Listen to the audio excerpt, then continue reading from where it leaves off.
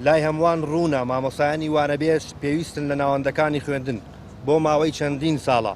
بۆشایەکی زۆری میلاکاتی وەزارەتی پەروەردەمان پڕ کردوتەوە کە لە 121 کۆی میلاکاتی پەروەردە پێک دێنین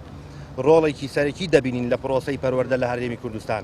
بەداخەوە لە ساڵی 2014ەوە پرۆسەی دامەزراندنی مامۆسایان لە کەرتی پەروەردە وەستاوە بە بیانووی قەیرانی دارایی و ئابووری و شەڕی داعش و لە ئێستادا زیاتر لە 30,000 مامۆسای وانەبێژ لە هەرێمی کوردستان و لە ناوەندەکانی خوێندن بوونی هەیە لە ئێستادا هیچ ڕێگیریەک نابینین بۆ دامەزراندنی مامۆسایانی وانەبێژ کە دەبینین نرخی نەوت بەرز بۆتەوە و داهاتی ناوخۆ و باج و ڕسومات زیادی کردووە بەرامبەر ئەمەش سەر ڕایخاننشین بوونی سەدان مامۆستای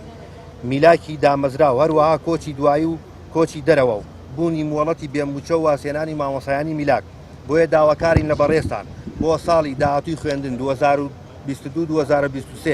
هەوڵی جدی بدەن بۆ دامەزراندنی مامۆسایانی وانەبێژ بۆ ساڵی داهاتووی خوێندن بە هیچ شێوەیەک ناتوانین بە مامۆستایی وانەبێژ بەردەوام بین و هەموو ڕێگایەکی مەدەنی و ئەخلاقی دەگرینە بەر جگە لەوەش شایستەی وانەبێژان وەکو موچە مامەڵەی لەگەڵ بگرێت نەوەکو خەرجی لەگەڵ مامۆسایانی میلاک دابش بکرێت وەک چۆن لە ڕێنمایی ژمارە 14 وەزارەتی دارایی و پەروەردە ئاماژەی پێدرا بوو داواکارین بە زوودرین کارشایستەی مامۆسایانی وانەبێژ بۆ مانگەکانی 4 و 5 و 6